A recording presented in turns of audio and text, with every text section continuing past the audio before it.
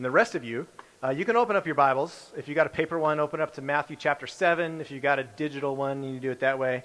Same place. There's also some paper Bibles in the room, and we'll have it on the screen this time. I never know, like, the screen is good, or some people like it on the screen, some people don't like it there because they want to, whatever. We'll do it both ways sometimes. But here we are. We're getting into the home stretch of the Sermon on the Mount. Just 2 more weeks in this 3-chapter sermon, which is, I think, the greatest sermon by the greatest preacher in the greatest book ever written. You know, so this is either really, really easy to preach on, or it's really intimidating because it's great content, or it's like, man, you don't want to mess this up, and I don't want to do that. But we've been talking about Jesus is getting at the heart of a lot of issues through this sermon. He started out talking about the heart of the kingdom and the Beatitudes, the heart of the law and the Torah. He talks about the heart of worship and prayer and the motives behind money and anxiety. And now he's going to get into people, how we interact with people, how we care about people. God cares deeply about how you interact with other human beings. And so he's going to get into that this morning. Some troubling stuff here, some difficult stuff, some encouraging stuff. But let's read verses 1 through 12 of chapter 7. It says this: "Do not judge, or you too will be judged. For in the same way you judge others, you will be judged. And with the measure you used, it will be measured to you. Why do you look at the speck of sawdust in your brother's eye and pay no attention to the plank in your own eye? How can you say to your brother, 'Let me take the speck out of your eye,' when all the time there is a plank in your own eye? You hypocrite! First take the plank out of your own eye, and then you will see clearly to remove the speck from your brother's eye. Do not give dogs what is sacred. Do not throw your pearls to pigs. If you do, they may trample them under their feet and turn and tear you to pieces. Ask and it will be given to you. Seek and you will find. Knock and the door will be opened to you. For everyone who asks receives, and he who seeks finds, and to him who knocks the door will be opened. Which of you, if his son asks for bread, will give him a stone?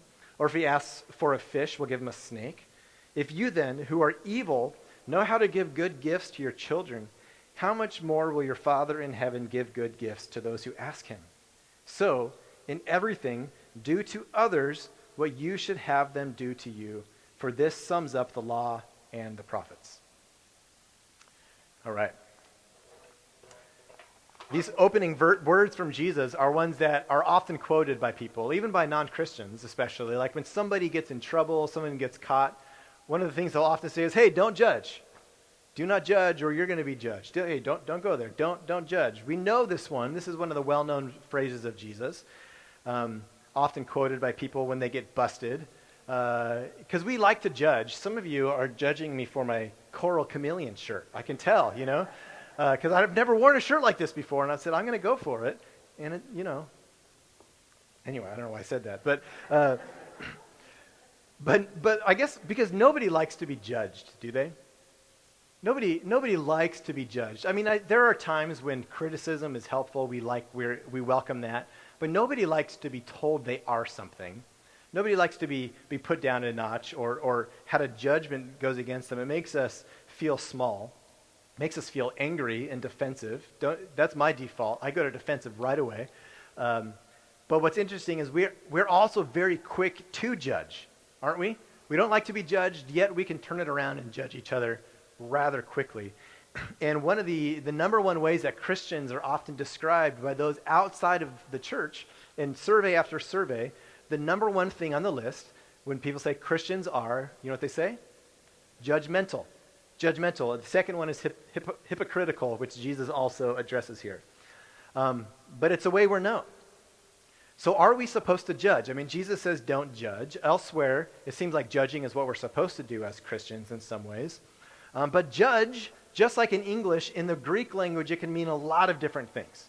In the English language, let's think about judge for a moment. I'm going to show you some images of judges. You tell me if you know who they are. Judge Judy. So yeah, you said Judge Judy before it came up.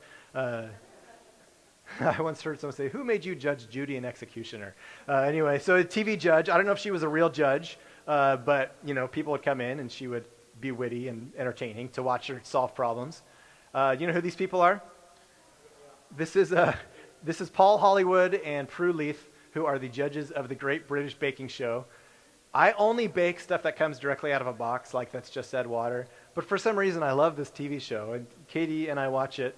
And these are the judges who judge the amateur bakers, the Great British Baking Show, and so they're experts, and so they're given the ability to make judgments because of their expertise. Here's another one. These are, I don't know these guys' names, obviously, but these are the judges at the Olympics. And I always think it's so crazy that there's these people doing things that nobody else can do, these superhuman athletes doing these amazing things. And then there's a panel of people.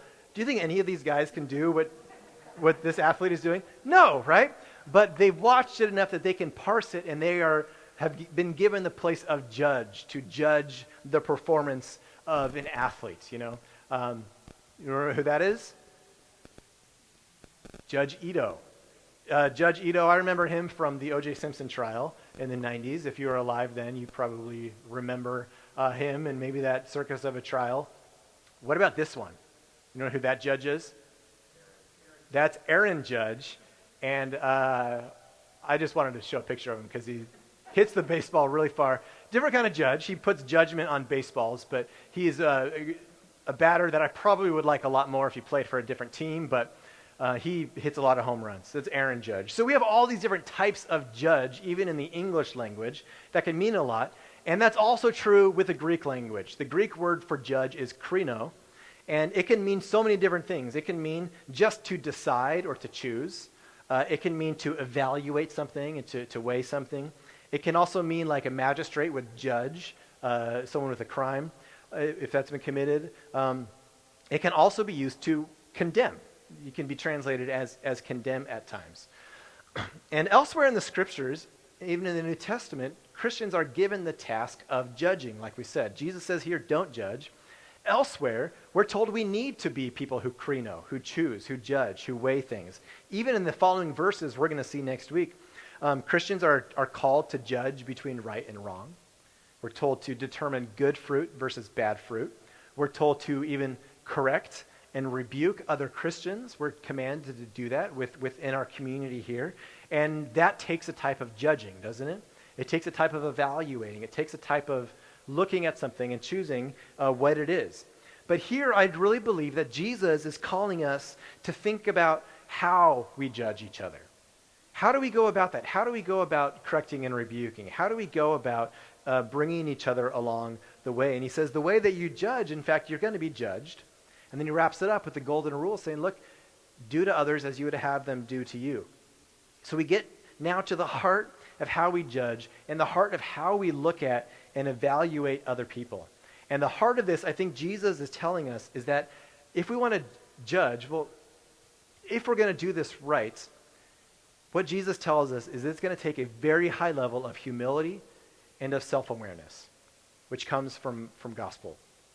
See, Jesus knew this was going to be an issue. He knew that we were going to judge each other in the wrong ways. He knew that we were going to devour each other and eat each other up and punch each other while each other are down. Because just like non-Christians, Christians, we can be cruel. We can be mean. If you don't believe me, look at any Twitter feed of a Christian leader or an article or a Facebook post. We can be really mean to each other. We can be really quick to overlook the flaws of people that agree with us on a certain issue and be really quick to magnify the issues and the flaws of someone who disagrees with us. We can take them down. We can delight in the downfall of somebody else. Human beings just love that. We love to pump someone up and then we love to see them crash. And too often Christians can be the same way. We can be really fast to turn on each other because they don't agree with us on a political issue or a theology issue or a sports issue. We could be quick to turn on each other. I mean, do you have stories? Do you know times when you felt judged by someone and it's crushed you? And it's been done in a way that maybe is not totally right, or we didn't receive it in the right way. I remember early on in ministry, I think most of us that get into ministry, we have this really super optimistic view of what it's going to be like to be in church and be around Christians and serve. It's going to be great. It's going to be awesome. But we can be really cruel to each other. I think I've been cruel myself to people, but I remember even, maybe it was like my second year in full-time ministry, and there was someone who asked if they would come and meet with me. I said, sure, and I had a feeling this person was not necessarily happy with me or the way I led ministry or different things. But I said, sure, and we sat down in my office, and he had a legal pad, pages full of all these issues with me that he just rolled through. And some of them were like about the way that I talked in an informal way or the way I dressed. Some of them were about some theological concerns. Some of them were about the way I preached or the way I scheduled events. Like, it was a long, long list. And to be honest with you, some of the stuff that he had to say was valid. There's some blind spots I had. I had some points to learn from. But a lot of them were just based off of misunderstandings. He was really angry, and I was really taken aback. And we met for a while, and he finished his list, and then he left, and the door closed, and I just fell down on the ground, and I cried for like I don't cry very often, but I cried like ugly cry for like 30 minutes, and I wanted to quit desperately. I wanted to walk out and not come back and be like, what did Jesus call me to? I felt awful. And for years, I didn't feel like God released me at that time and stayed with it. And, we worked through some of the stuff. But for years, I had this underlying fear of this person and anyone that was attached to this person until they left.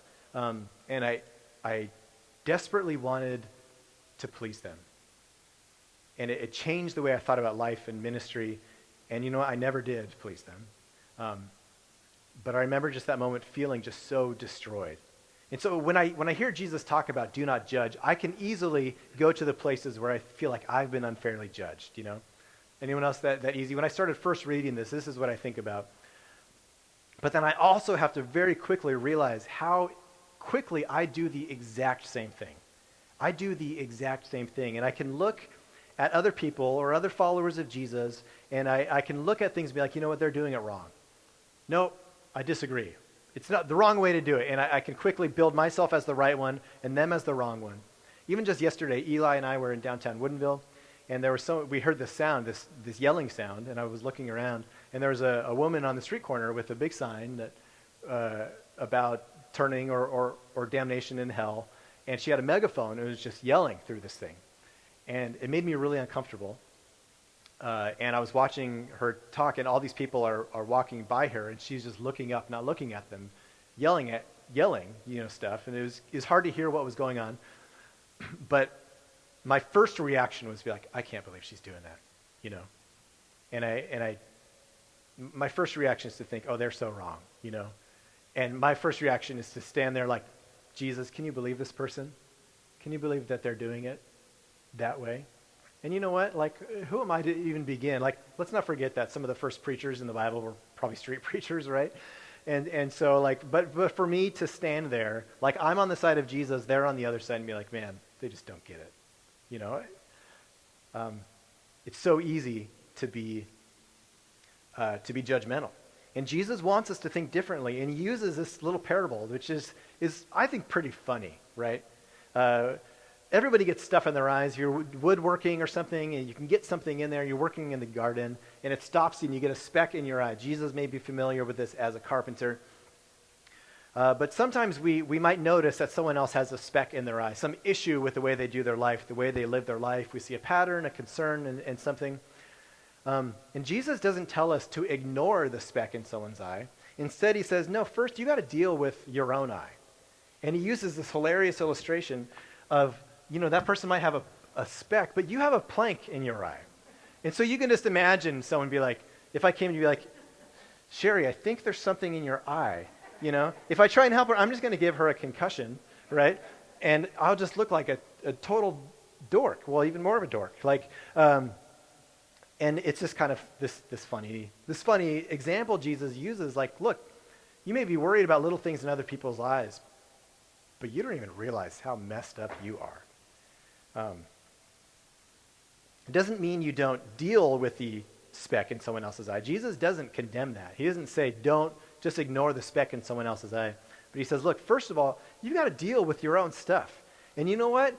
You are way worse than you think you are. In fact, you've got a log sticking out of your eyeball. And you got to deal with that. None of us have clear eyes, right? None of us do. And Jesus is the only one with perfect eyes. None of us have no issues. I've got this thing called a posterior vitreous detachment that showed up about 2 years ago, where something happened in my eye. I have weird-shaped, longer eyes that causes more stuff with my retina to grow and to detach. And part of my retina detached this jelly stuff that's floating around inside my eye. And so when it first happened, I thought I was like going blind in my right eye, and it was causing a lot of issues. Like even now, knowing that it's there, if I focus on that eye, the whole middle of the room right here is just like a big gray spot. And I've got a lot of floaters and stuff around it, but the posterior vitreous detachment is in there, and they could like blast it with a laser. It's a little dangerous to do some of that stuff. I went to the doctor. But what he said is it's really going to be better if you just learn to live with it and let your brain learn to ignore that thing. And most of the time, there are days that even though there's this big thing in my right eye, I don't even notice it because my brain has learned to fill in the gaps around it and tricks itself. But we can be that same way with the issues in our lives, where we can be totally blind to issues that God wants to deal with. And whenever we look around at each other and be like, oh, that person is wrong, that person has an issue, I need to deal with that person. As soon as we do that, we need to very first assume, Jesus is saying here, that we are way worse off than they are. We have to assume that we have a plank in our eye if they have a speck in their eye. They may have a speck, but I have a log. What is going on? And how do you deal with a log in your eye? You don't take it out yourself. It takes Jesus. He's the only one who can really remove it. He's the one who changes it. And so we have to begin with the place of acknowledging that you and I, as broken log-eye people, are desperately in need of God's grace. We need God's grace. And the warning here from Jesus is to not be the person who makes the way of doing things or their opinion the absolute standard. See, when we assume that our eyes are clear, because of the way we see the world, and anyone who is different, they must just be wrong, we have to correct them, we put ourselves in a place of Jesus. And we're like, yeah, Jesus, you and I can condemn that person over there. They don't get it. We get it. And we get in this dangerous place of combining arrogance and ignorance in our lives. And Jesus is like, don't go there. We can be arrogant about the issues of other people and ignorant about our own issues. And Jesus says, no, not so with you. Jesus' half-brother James wrote this letter, and I'm convinced that he had the Sermon on the Mount on his desk when he wrote his letter, because there's a lot of correlation there, or at least Jesus and James spent time talking about this at some point. But James says, there is only one lawgiver and judge. Who are you to judge your neighbor? Jesus is the only one who can really judge us. And see, when we judge people in this way, we place ourselves in the place of Jesus, looking across at the bad people. And the reality is, I'm the bad people, only coming to Jesus because of his grace and goodness. And we all need Jesus to fix us. See, the presence and the power of Jesus can change us. It can make us different. And grounding ourselves in grace and acknowledging our need for God, it creates an environment for us as God's people where we aren't against each other, looking to take each other down, instead sharpen each other. Like it says in Proverbs, as iron sharpens iron, so one person sharpens another. It's not about avoiding difficult conversations, because those still need to happen. It's about doing those conversations in the right way and engaging them with humility and self-awareness and love. You guys know who this is right here? Anybody? This is my dog, Sophie. I love this dog. Sophie's our 8-year-old Australian Shepherd mix. And she's this pretty sweet dog. And she's pretty friendly. She'll be your best friend if you rub her belly. She'll also protect our house fervently unless you bring over a vacuum cleaner. Like if the robber breaks into the vacuum, they can have their way, because Sophie's too afraid. But Sophie loves people and likes other animals most of the time. But what we find is that when we're in the front yard with Sophie and somebody walks by or drives by, Sophie will look at them, maybe sniff at them if she's close enough, but not pay that much attention. When she is inside the house, behind the glass, behind the window, when the UPS driver drives up, when another dog walks by, when our 90-year-old neighbor walks by with his cane, she freaks out, that they are bad people, and she just starts barking and is so obnoxious, right? And there's something with Sophie that, like, when she's behind the glass and separated from the people that she sees as a threat, she gets really angry and mean and potentially, like, threateningly violent.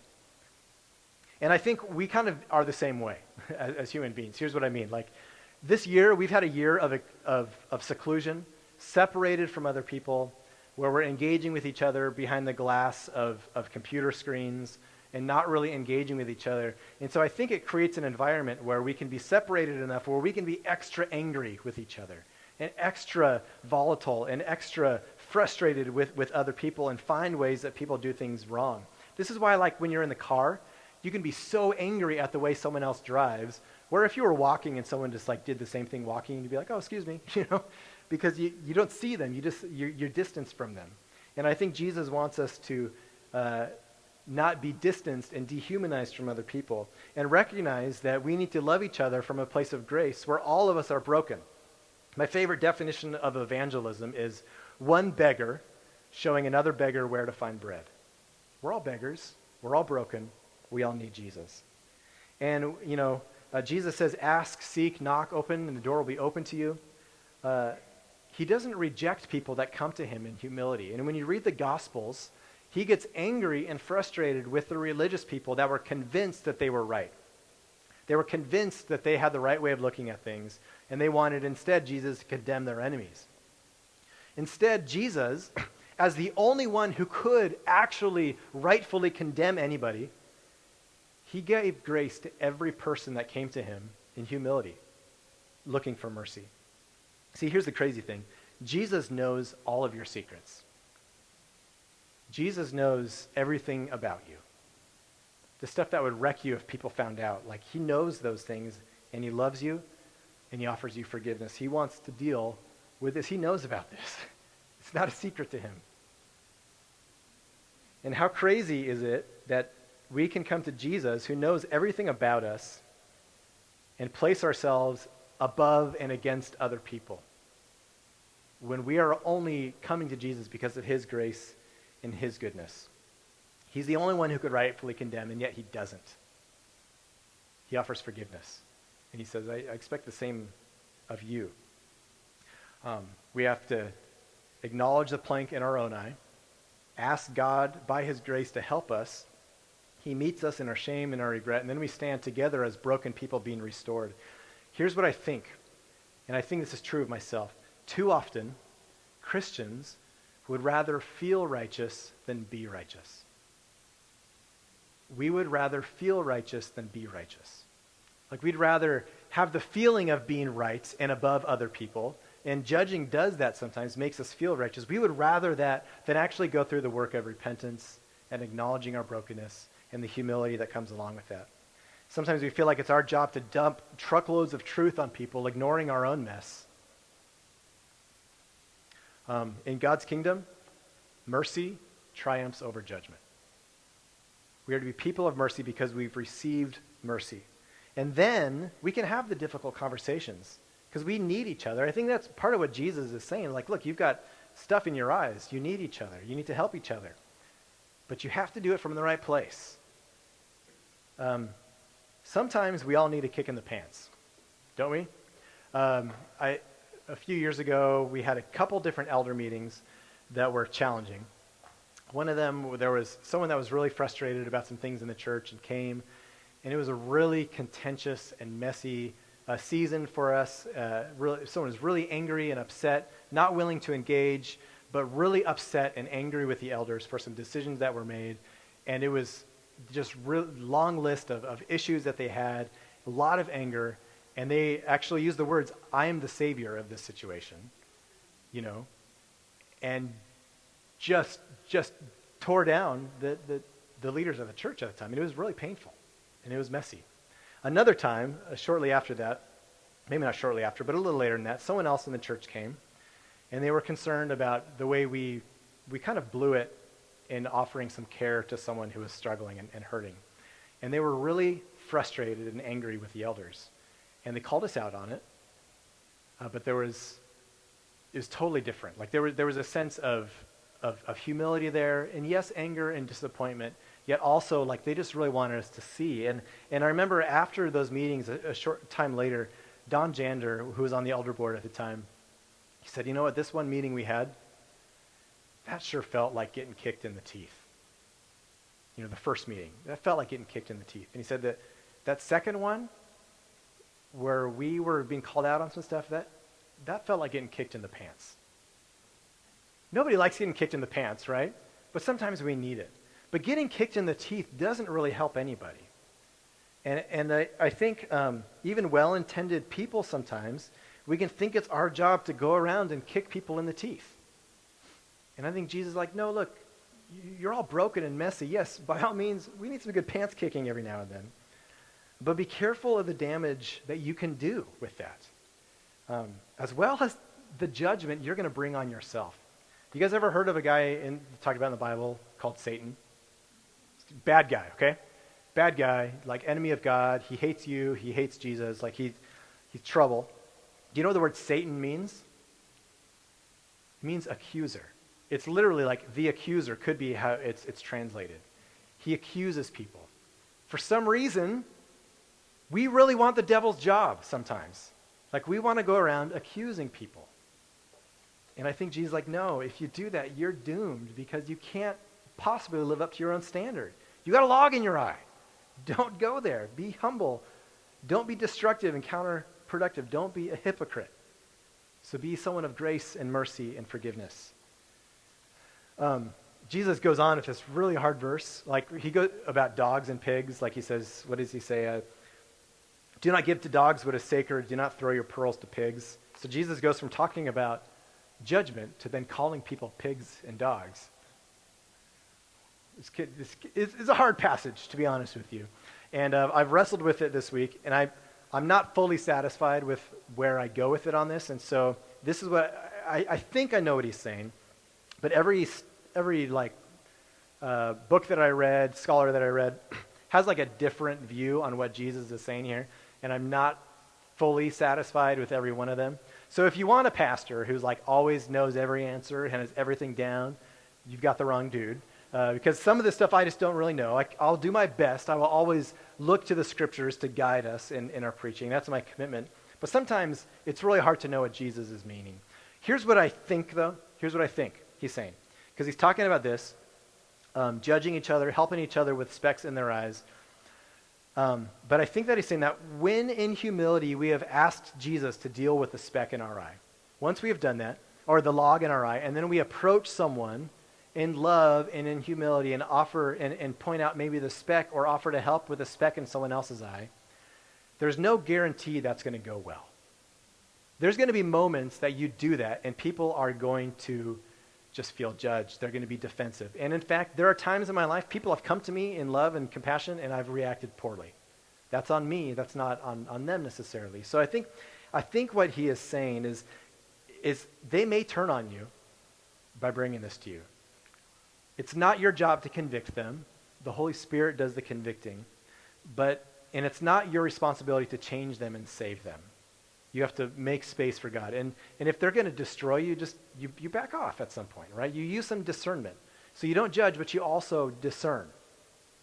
And later on, Jesus in Matthew 18 is going to get more into like how we actually deal with some of these conversations. So he's going to give more practical advice.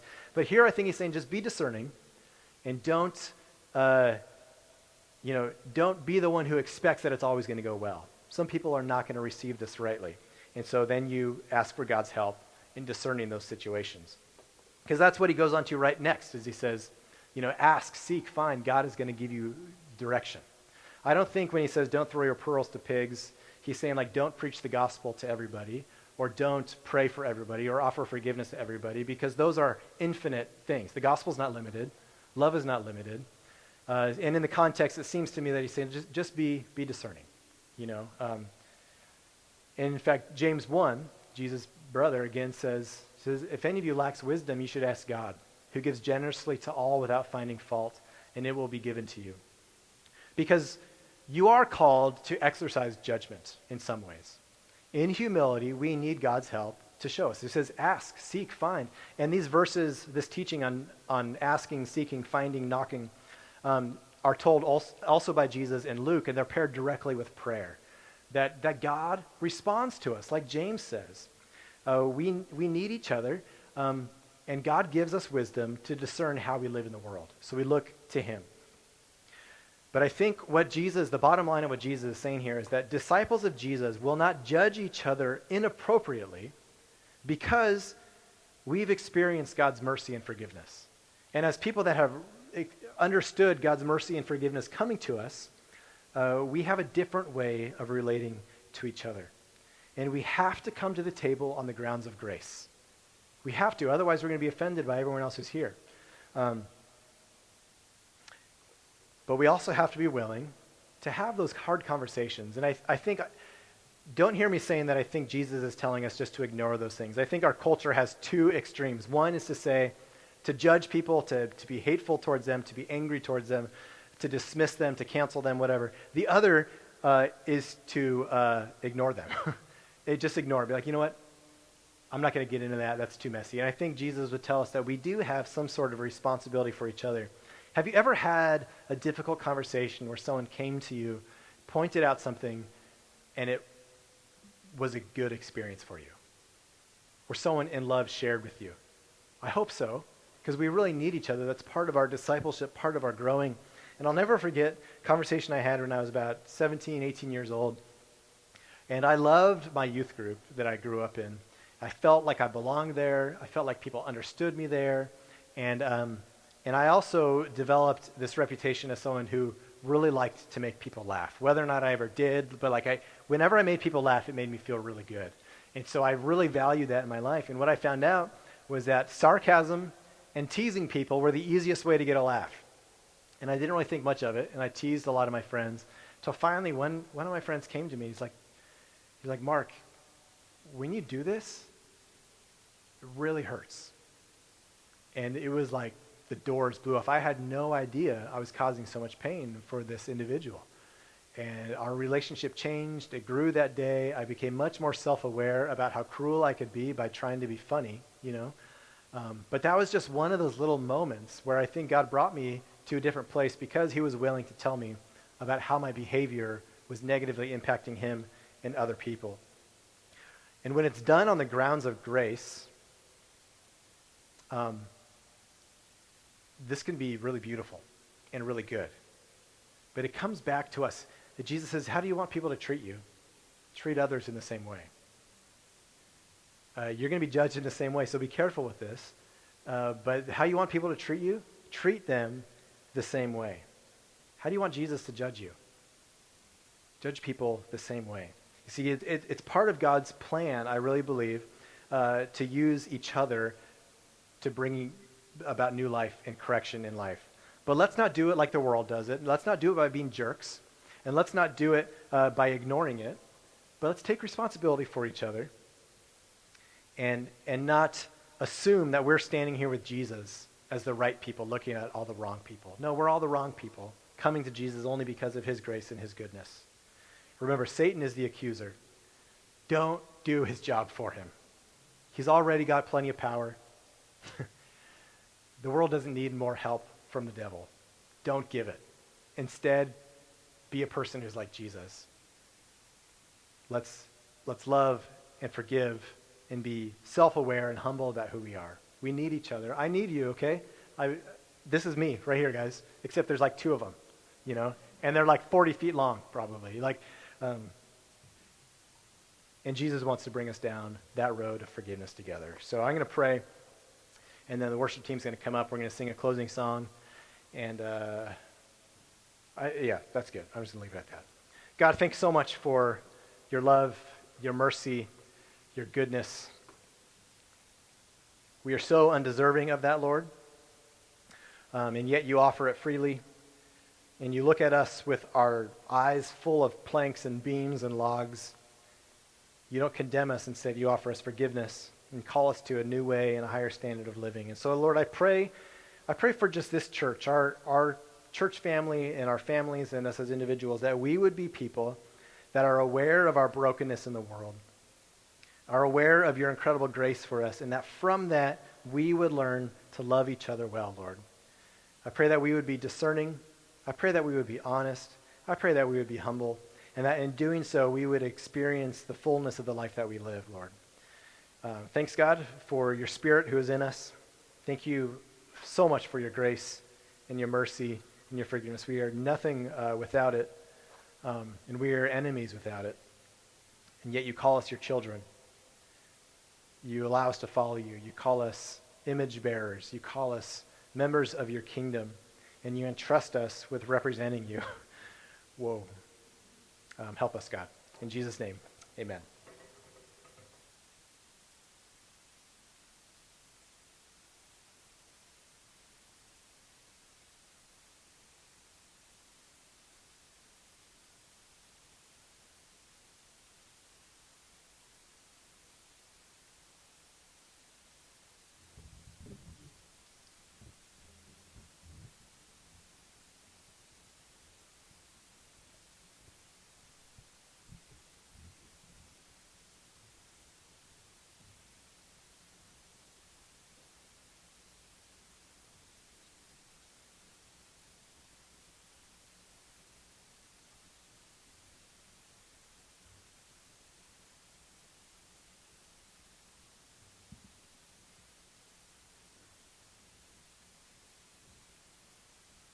So we're going to close our service today with this is the song that was written February 27th of 2020, right about the time when COVID was starting to rear its ugly head.